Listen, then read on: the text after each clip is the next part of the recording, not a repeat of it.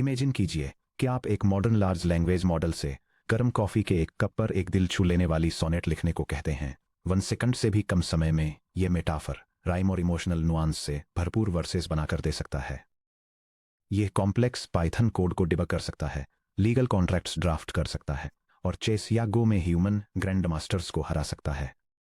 अब उसी digital system से एक सिंपल दिखने वाला टास्क करने को कहिए। किचन काउंटर तक चलकर जाना, अपना मैकेनिकल हैंड आगे बढ़ाना, गर्म लिक्विड से भरे एक डेलिकेट सिरेमिक मग को पकड़ना, बिना एक भी ड्रॉप गिराए उसे उठाना और काउच पर बैठे किसी इंसान को सेफली पकड़ा देना। अचानक डिफिकल्टी पूरी तरह से बदल जाती है। जो चीज़ एक 4 ईयर ओल्ड बच्चे के लिए ट्रिवियल है, जैसे क्लटर्ड रूम में नेविगेट करना, चलते चलते ग्रिप स्ट्रेंथ एडजस्ट करना, 2 लेग्स पर वेट बैलेंस करना, वही पूरी कंप्यूटर साइंस की सबसे चैलेंजिंग प्रॉब्लम्स में से एक बन जाती है। इस काउंटर इंट्यूटिव ट्रुथ को मोरावेक्स पैराडॉक्स के नाम से जाना जाता है। हाई लेवल रीजनिंग और सिंबॉलिक लॉजिक, जैसे ग्रैंड मास्टर चेस खेलना के लिए खेलने के लिए कंप्यूटर्स को कंपैरेटिवली कम कंप्यूटेशनल एफर्ट की जरूरत होती है, जबकि लो लेवल परसेप्शन और मोटर स्किल्स, जैसे रूम में मूव करना या किसी ऑब्जेक्ट को होल्ड करना के लिए इमेंस कंप्यूटेशनल पावर और कॉम्प्लेक्स फिजिकल एडेप्टेशन की जरूरत होती है। हमारी इस जर्नी में इस पॉइंट तक हमने एजेंट्स को डिजिटल सैंडबॉक्सेस में रहने के लिए ट्रेन किया है। हमने ग्रिड वर्ल्ड्स बनाए हैं, जिम्नेजियम में सिम्युलेटेड पोल्स को बैलेंस किया है और क्लीन सॉफ्टवेयर एनवायरमेंट्स के अंदर पीपीओ और एसएससी जैसे कंटिन्यूअस कंट्रोल एल्गोरिदम्स को ट्यून किया है, जहां फिजिक्स सिंपल होती है और एक्शंस इंस्टेंटेनियसली एग्जीक्यूट होते हैं।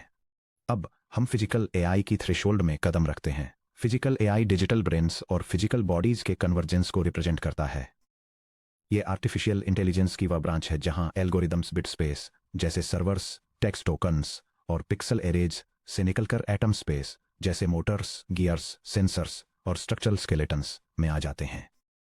यह वह जगह है जहां theoretical mathematical models gravity, friction, thermal limits, noise और हार्डवेयर सेफ्टी की मैसी और अनकॉम्प्रोमाइजिंग रियलिटीज से मिलते हैं। Section break. Disembodied versus embodied intelligence. Physical AI को क्या खास बनाता है, ये समझने के लिए हमें सबसे पहले आर्टिफिशियल इंटेलिजेंस के 2 फंडामेंटल पैराडाइम्स के बीच डिफरेंस समझना होगा, डिसएम्बॉडीड एआई और embodied AI. The intelligence spectrum. Disembodied AI bit space में कैलकुलेट करता है। इनपुट्स में टेक्स्ट, कोड, इमेज एरेज और टोकन्स शामिल हैं।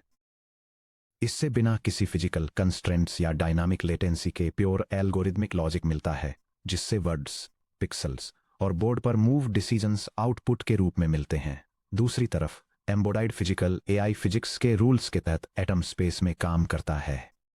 इसके इनपुट्स में camera streams, IMU noise, torques और फोर्स शामिल हैं।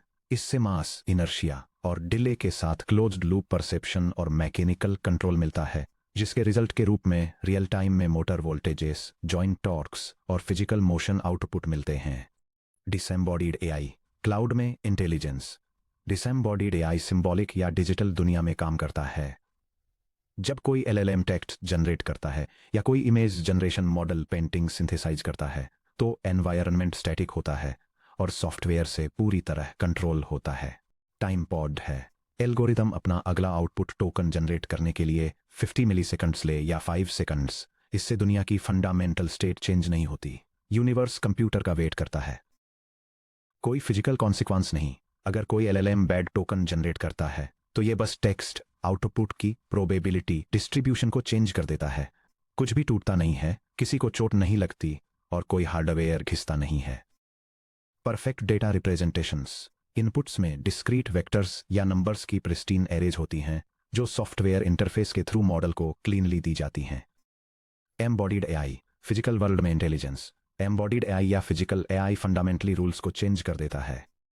जब कोई एल्गोरिदम किसी फिजिकल चेसिस में रहता है, जैसे कोई humanoid robot, quadrupedal robotic dog, autonomous vehicle या सर्जिकल आर्म, तो उसे फिजिकल मैकेनिज्म्स के थ्रू दुनिया के साथ इंटरेक्ट करना पड़ता है।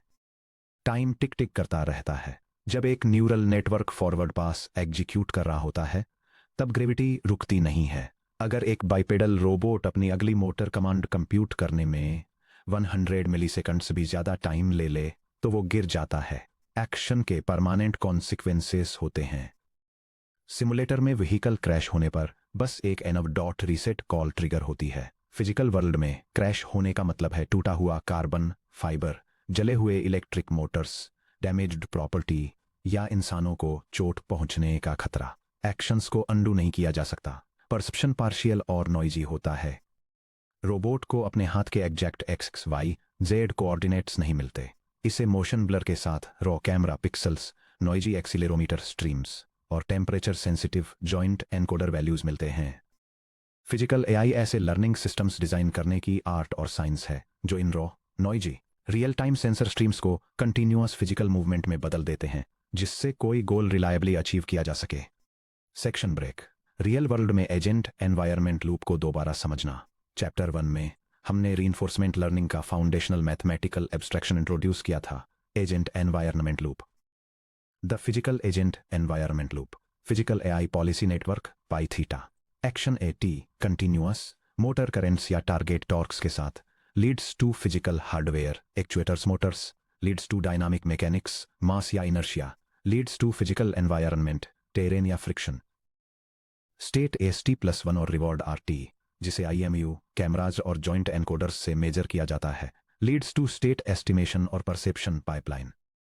सॉफ्टवेयर सिमुलेशंस में ये लूप एकदम क्लीन और इंस्टेंटेनियस होता है, लेकिन जब हम फिजिकल हार्डवेयर पर ट्रांजिशन करते हैं तो इस लूप का हर सिंगल कंपोनेंट एक गहरा स्ट्रक्चरल शिफ्ट एक्सपीरियंस करता है। 1. प्रिस्टीन स्टेट्स से डर्टी ऑब्जर्वेशन स्ट्रीम्स तक। शुरुआती चैप्टर्स में हमारी स्टेट ए सब टी अक्सर नंबर्स का एक नीट टुपल होती थी, एक ग्रिड कोऑर्डिनेट x, y या मुझको या बॉक्स 2D जैसे फिजिक्स इंजन द्वारा डायरेक्टली दिए गए एग्जैक्ट पोजीशंस और वेलोसिटीज। फिजिकल एआई में एनवायरनमेंट की ट्रू स्टेट इस सब टी अनऑब्जर्वेबल होती है। एजेंट के पास सिर्फ फिजिकल हार्डवेयर सेंसर्स द्वारा जनरेट की गई ऑब्जर्वेशन ओ सब टी का ही एक्सेस होता है। Inertial measurement units IMU angular velocity और लीनियर एक्सीलरेशन को मेजर करते हैं, लेकिन इनमें हाई फ्रीक्वेंसी नॉइज और लॉन्ग टर्म सिग्नल ड्रिफ्ट की प्रॉब्लम होती है। ऑप्टिकल एनकोडर्स मोटर शाफ्ट्स के एंगल को ट्रैक करते हैं, लेकिन इनमें mechanical gear backlash, joint compliance यानी फ्लेक्सिंग और मेजरमेंट क्वांटाइजेशन की दिक्कत आती है। डेप्थ कैमराज और लिडार आसपास के एनवायरनमेंट के rich 3D point clouds provide करते हैं, लेकिन इनमें ऑप्टिकल ऑक्लूजन, बदलती lighting conditions, highly reflective surfaces और प्रोसेसिंग डिलेज जैसी समस्याएं होती हैं। इसलिए physical environments inherently partially observable Markov decision processor POMDPPs होते हैं। एजेंट को noisy, incomplete historical sensor traces से अपनी बॉडी और एनवायरनमेंट की अंडरलाइंग फिजिक्स का अनुमान लगाना पड़ता है। एब्स्ट्रैक्ट एक्शंस से फिजिकल मोटर कमांड्स तक। चैप्टर 8 और 9 में हम डिस्क्रीट एक्शंस जैसे जीरो मूव लेफ्ट से कंटिन्यूअस एक्शन वेक्टर्स ए सब T(-1 to 1 to the power of D) पर आ गए, लेकिन +0.75 के आउटपुट का किसी फिजिकल रोबोट के लिए वास्तव में क्या मतलब होता है। हार्डवेयर में कंटिन्यूअस नेटवर्क आउटपुट्स को एक कंट्रोल हियरार्की के थ्रू इलेक्ट्रिकल सिग्नल्स में ट्रांसलेट किया जाना चाहिए। Neural output a sub T leads to target joint angle theta, sub des leads to PD, controller leads to PWM, voltage signal leads to motor torque tau. आपका policy network जादुई रूप से पैर को नहीं हिलाता, यह pulse width modulation PWM motor drivers को इलेक्ट्रिकल सिग्नल्स भेजता है।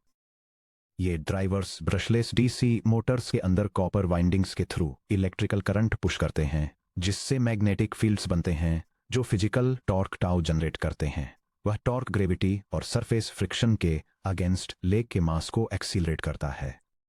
अगर आपकी पॉलिसी जॉइंट पोजीशन में तुरंत चेंज की डिमांड करती है तो मोटर ऐसा नहीं कर सकती। ये इंडक्टेंस, करंट लिमिट्स और डायनामिक रोटेशनल इनर्शिया के फिजिकल लॉज से बंधी होती है।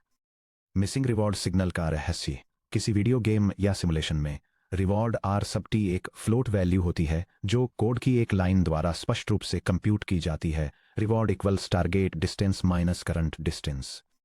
फिजिकल वर्ल्ड में किसी रोबोट के ऊपर हवा में कोई फ्लोटिंग पॉइंट नंबर नहीं लटक रहा होता है। अगर आप एक पेग को होल में इंसर्ट करने के लिए एक फिजिकल रोबोटिक आर्म को ट्रेन कर रहे हैं तो एजेंट को उसका रिवॉर्ड सिग्नल R सब T कैसे मिलता है? क्या यह सीलिंग पर लगे एक external motion capture camera system पर निर्भर करता है जो रोबोट पर ट्रैकिंग मार्कर्स को ट्रैक करता है?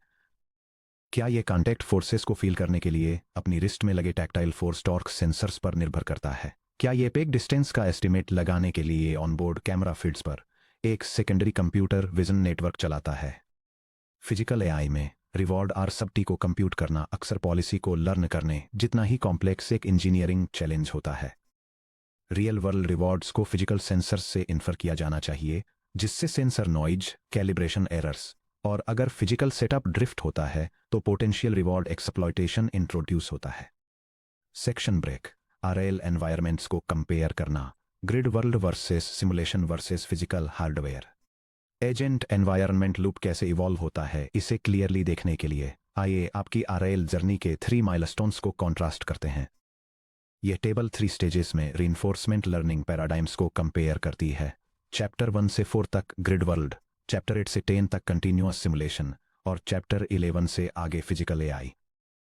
स्टेट स्पेस के मामले में grid world exact, fully observable discrete integers का यूज करता है, जैसे कि cell index 14। Continuous simulation joint angles और वेलोसिटीज जैसे क्लीन कंटिन्यूअस वेक्टर्स का यूज करता है। फिजिकल एआई आईएमयू, कैमरा और एनकोडर्स से मिलने वाली high dimensional noisy sensor streams पर रिलाई करता है, जो partially observable Markov decision process की तरह काम करता है। एक्शन स्पेस के लिए grid world up, down, left और राइट जैसी डिस्क्रीट चॉइसेज का यूज करता है। कंटिन्यूअस सिमुलेशन इंस्टेंटेनियस रिस्पॉन्स के साथ -1 से 1 तक की कंटिन्यूअस नॉर्मलाइज्ड वैल्यूज का यूज करता है। Physical AI motor hardware limits से bounded low level voltages, currents और टारगेट टॉर्क्स को कंट्रोल करता है। टाइम मॉडल की बात करें तो ग्रिड वर्ल्ड तब तक यूनिवर्स को पॉज कर देता है जब तक एजेंट एक्ट नहीं करता।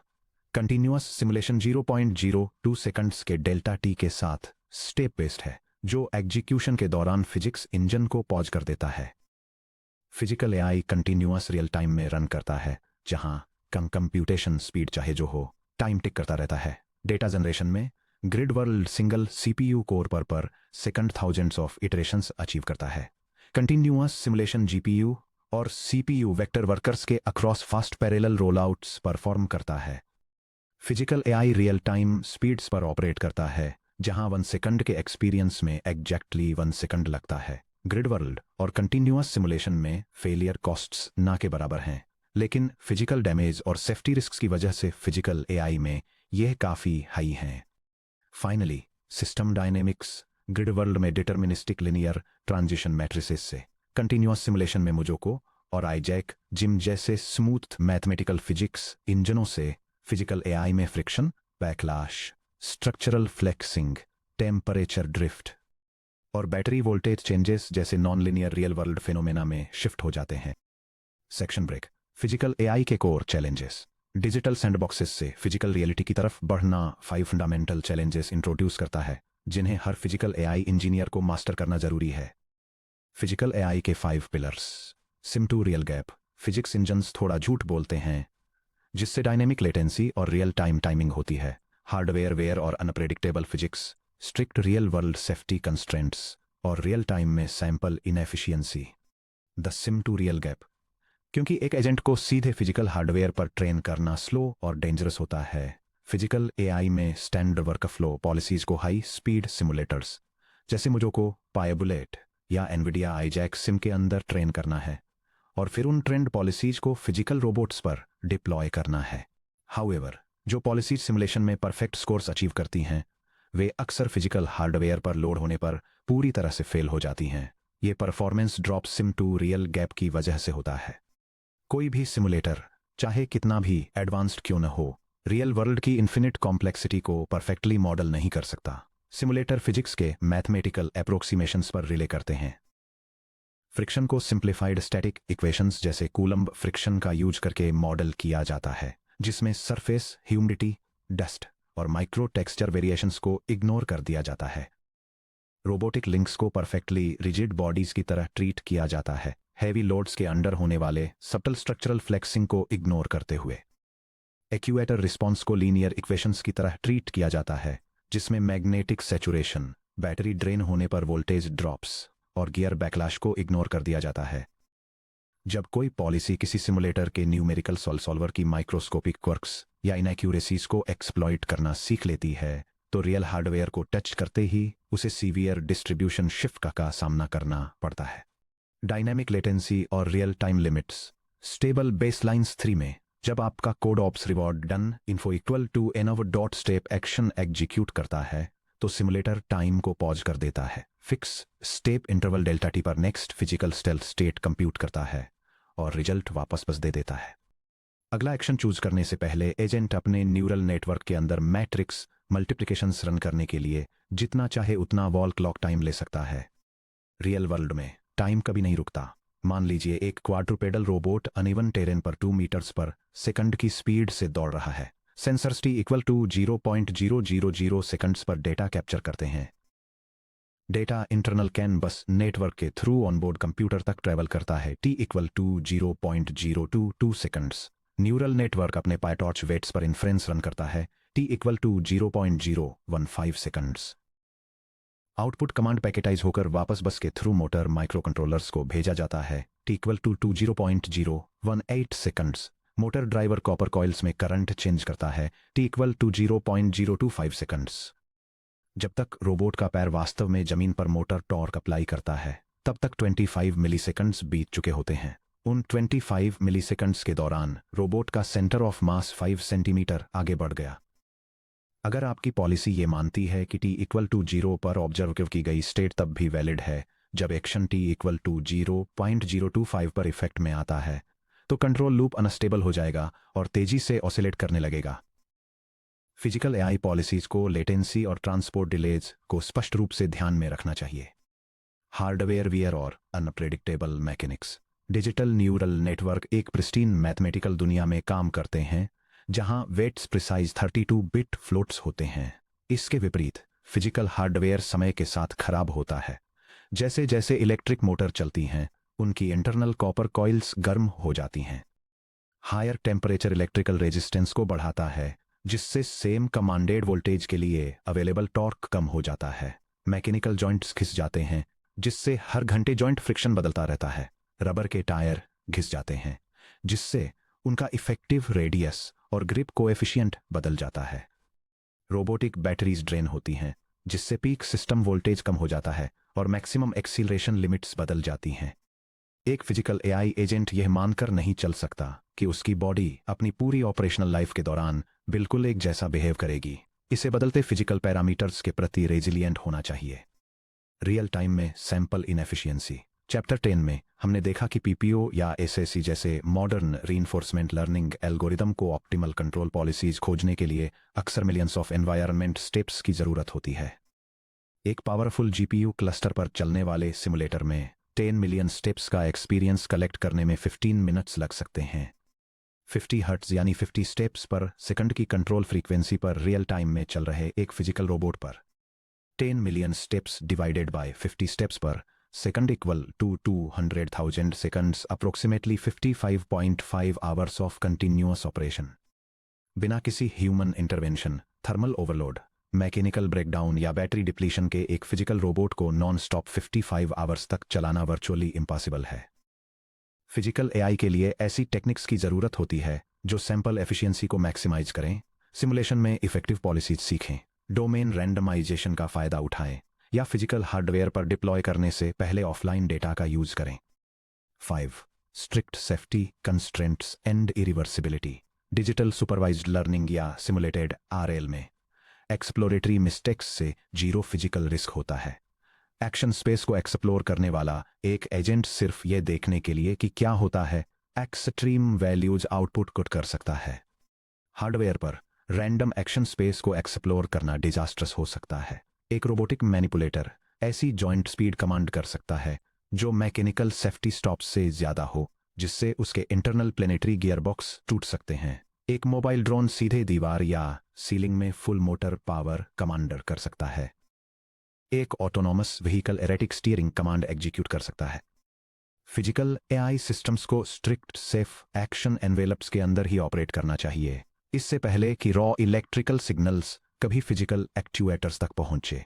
पॉलिसी की कंटिन्यूअस चॉइसेस को डिटर्मिनिस्टिक सेफ्टी फॉलबैक लेयर्स द्वारा फिल्टर, बाउंड या कंस्ट्रेंड किया जाना चाहिए। Section break. Real world applications. जहां फिजिकल एआई इंडस्ट्री को रीशेप कर रहा है, इनफॉर्मिडेबल चैलेंजेस के बावजूद फिजिकल एआई तेजी से एकेडमिक रिसर्च लैब्स से मेजर इंडस्ट्रीज में रियल वर्ल्ड डिप्लॉयमेंट की तरफ बढ़ रहा है। Physical AI industrial applications, leg locomotion, quadrupeds और ह्यूमनॉइड्स और प्रिसाइज मैनिपुलेशन, वेयरहाउस और assembly, real world hardware platforms की तरफ ले जाते हैं जो आगे चलकर ऑटोनॉमस ट्रांसपोर्टेशन, सेल्फ ड्राइविंग और ड्रोन्स और प्रोस्थेटिक्स और एक्सोस्केलेटन्स, बायोमैकेनिकल इंटरफेस तक ले जाते हैं। 1. Legged locomotion, quadrupeds and humanoids, traditional robotic walking hard coded mathematical trajectories और प्रिसाइज इन्वर्टेड पेंडुलम मॉडल्स पर निर्भर करती थी। ये systems flat polished factory floors पर तो ठीक से काम करते थे, लेकिन स्लिपरी आइस, लूज ग्रेवल या अनएक्सपेक्टेड टेरेन ड्रॉप्स के सामने फेल हो जाते थे। मास, फ्रिक्शन और स्लोप वेरिएशन के साथ सिमुलेशन में ट्रेन की गई डीप रीइंफोर्समेंट लर्निंग का इस्तेमाल करके मॉडर्न क्वाड्रुपेडल रोबोट्स जैसे बोस्टन डायनामिक्स का स्पॉट, एनीबोटिक्स का एनिमल, यूनिट्री का गो टू घने जंगलों को पार कर सकते हैं, पथरीले माउंटेन ट्रेल्स पर चढ़ सकते हैं और बर्फ पर फिसलने या किक लगने के बाद डायनेमिकली अपना बैलेंस रिकवर कर सकते हैं। ये लर्न्ड पॉलिसी एक कंटिन्यूअस फीडबैक कंट्रोलर की तरह काम करती है जो डायनेमिक स्टेबिलिटी मेंटेन रखने के लिए हर second hundreds of times joint torques को एडजस्ट करती है। रोबोटिक मैनिपुलेशन और असेंबली, इंडस्ट्रियल रोबोट्स लंबे समय से रिपीटेटिव टास्क करते आ रहे हैं, जैसे कार फ्रेम्स की स्पॉट वेल्डिंग करना, जहां हर पोजीशन मिलीमीटर तक प्री प्रोग्राम्ड होती है। हालांकि वे अनस्ट्रक्चर्ड टास्क में स्ट्रगल करते हैं, जैसे मिक्स्ड बिन्स से रैंडमली ओरिएंटेड आइटम्स पिक करना, गारमेंट्स या केबल्स जैसे सॉफ्ट या फ्लेक्सिबल मटेरियल्स को हैंडल करना, या ऐसी डेलिकेट मैकेनिकल असेंबली परफॉर्म करना जहां विजन के बजाय टच के बेसिस पर पार्ट्स को अलाइन होना पड़ता है।